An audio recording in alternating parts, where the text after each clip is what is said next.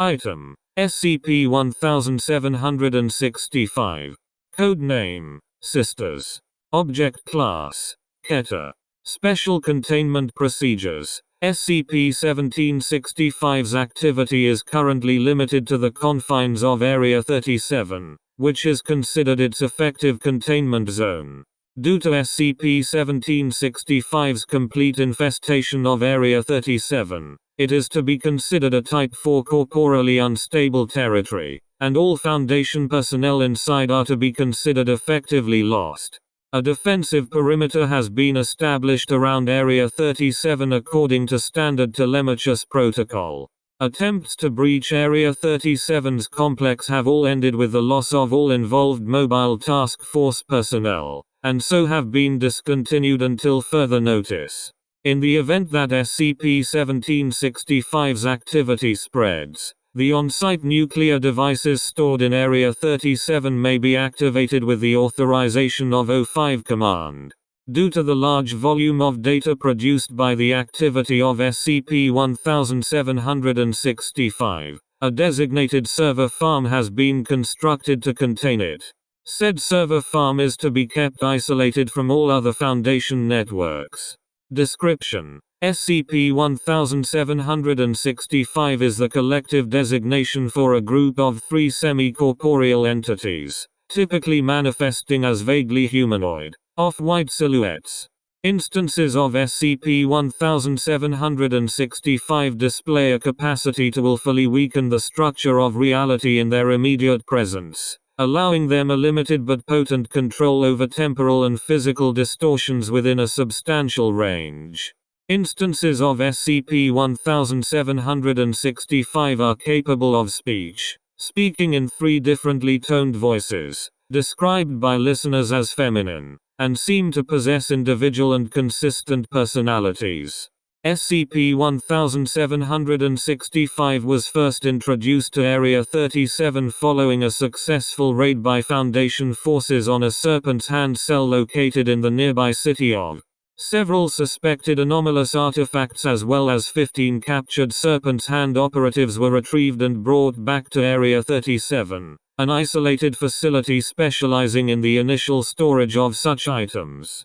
During preliminary examination of 3 of the retrieved artifacts, a small wooden loom, an enamel needle, and a glass eye, all 3 instances of SCP-1765, henceforth SCP-1765-1, SCP-1765-2 and SCP-1765-3, appeared and addressed the attendant personnel. Researcher. This conversation was recorded by the testing chamber's monitoring system. Begin log. SCP-1765-1. Greetings, esteemed members of the Foundation. We come to you with auspicious news. SCP-1765-2. You'll be right pleased you will. SCP-1765-3. Hello. Researcher, what the hell? SCP-1765-1. Pardon, sir. I'll be with you in a moment to SCP-1765-2. Sisters, I thought we have agreed to let me do the introductions. You are embarrassing us. SCP-1765-2. Whoops. Hee. Go on. We'll be quiet. SCP-1765-3. Apologies. SCP-1765-1. AHM. Yes, as I was saying, greetings. We are pleased to finally be able to make your acquaintance, for we have observed your organization for quite some time. Indeed, we have observed a great many, and out of them all you stood out like a shining beacon of progress in a dark sea. Well done.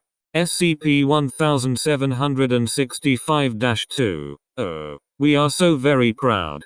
SCP-1765-3.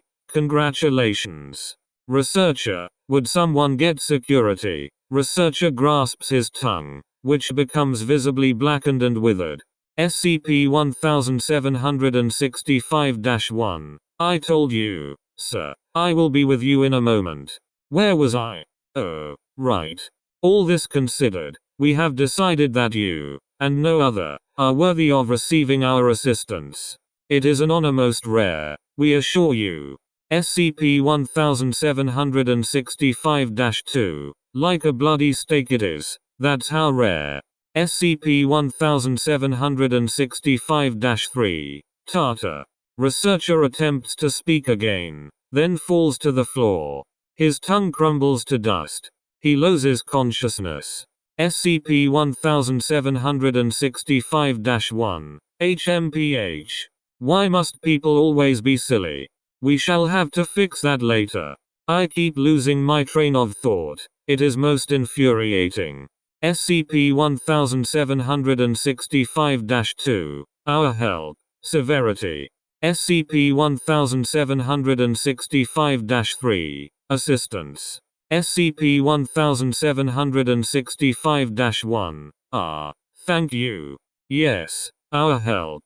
Seeing how meticulously you keep to the scientific method, we venture that we could be of most use to you if we do the same ourselves.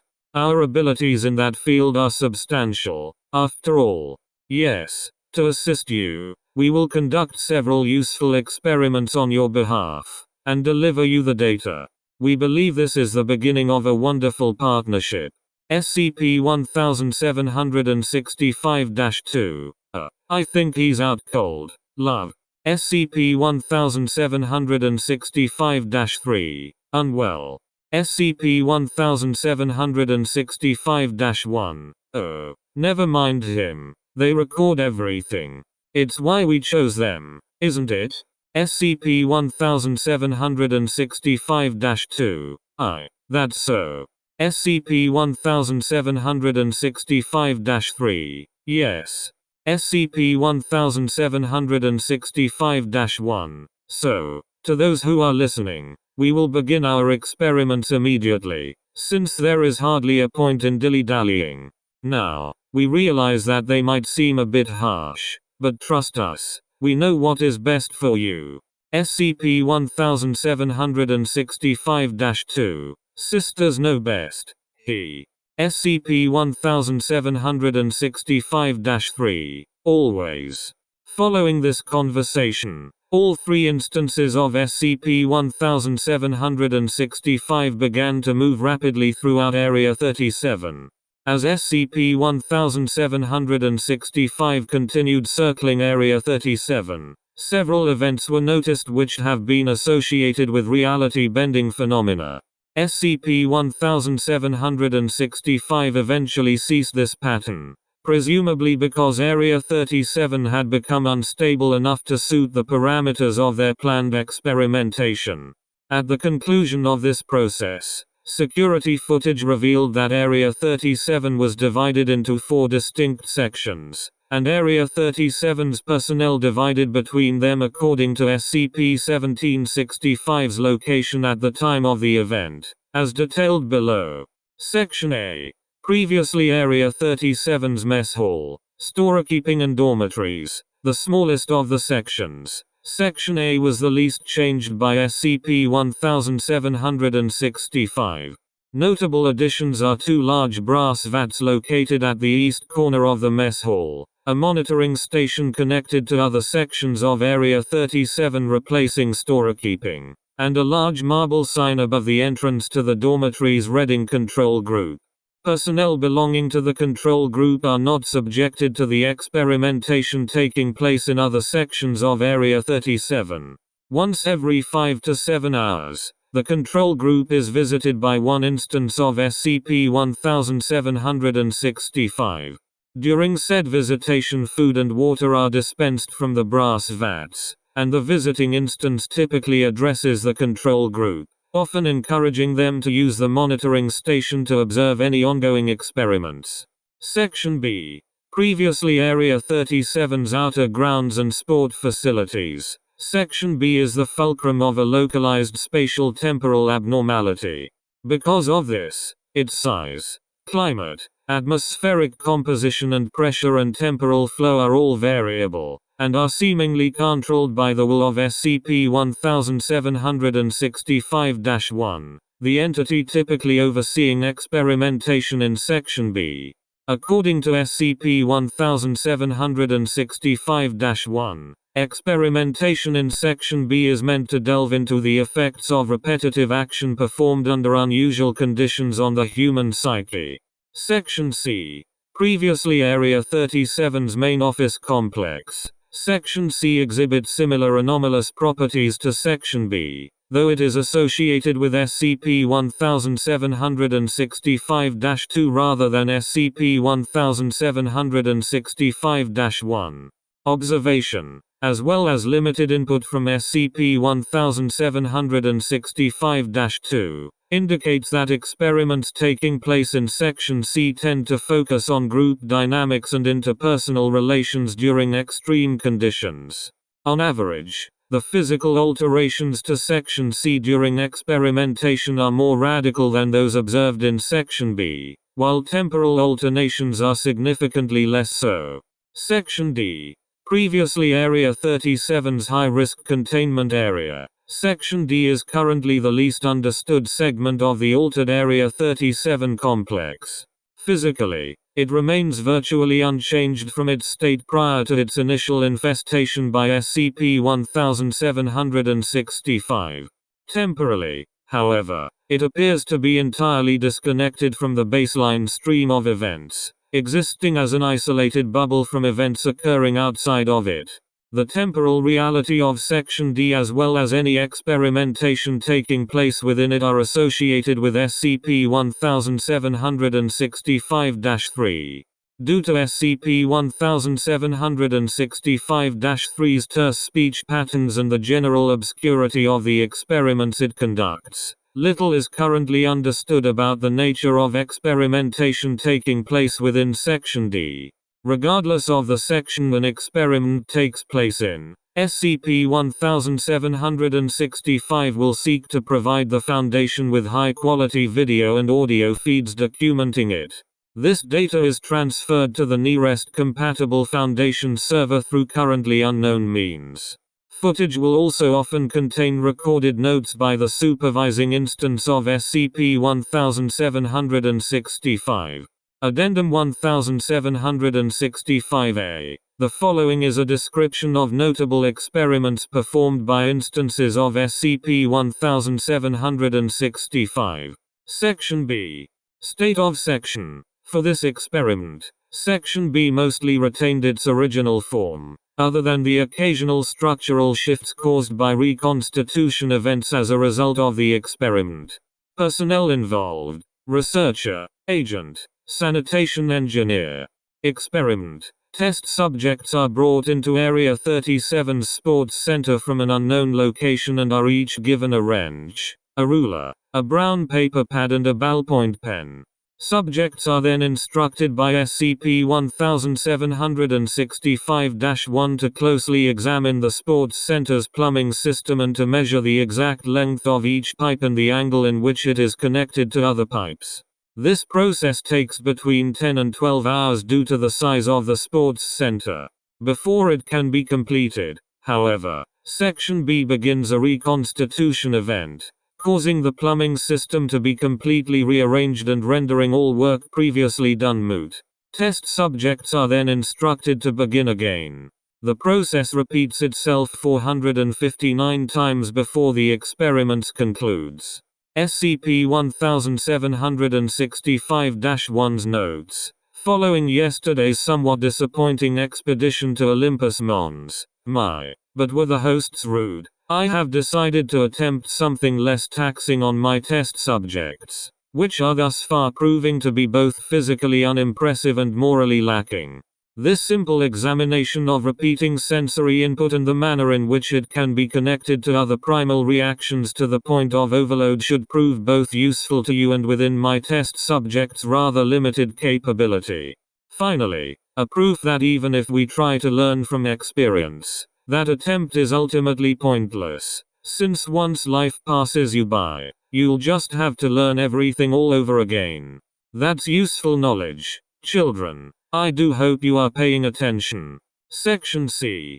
State of Section. For this experiment, Section C took the appearance of a football stadium, with test subjects appearing around the 50-yard line.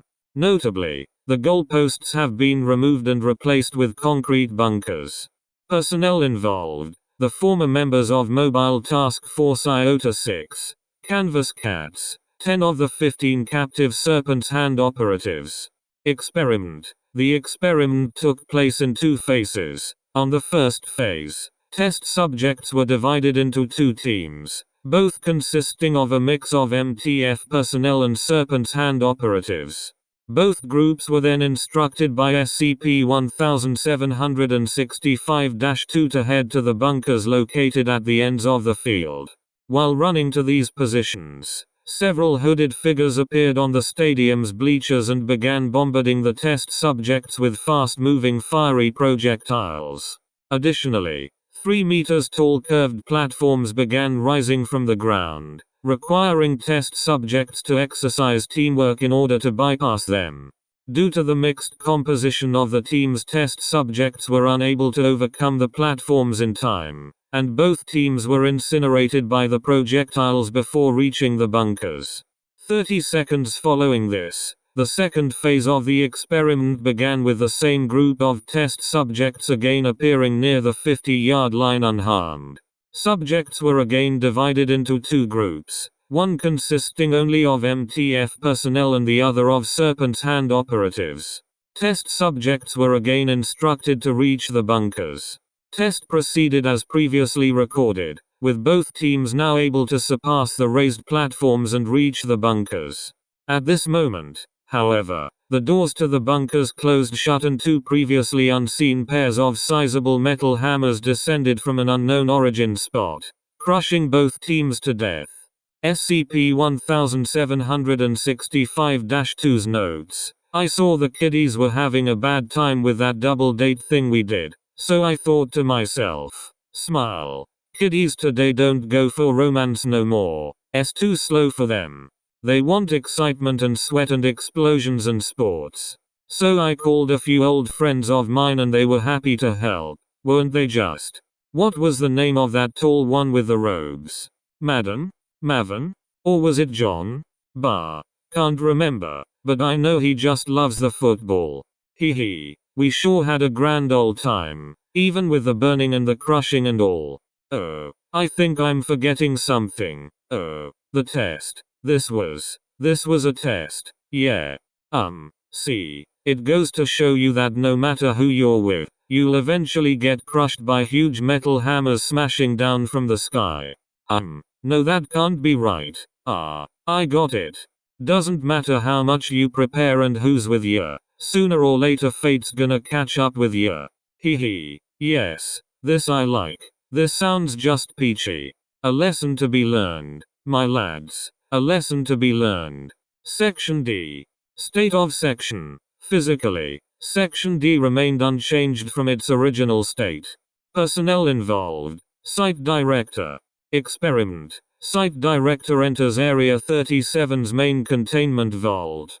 At the center of the vault, a table, likely taken from the mess hall, is placed. On the table are 2 1-liter vats of brand ice cream, one pistachio flavored, the other passion fruit flavored.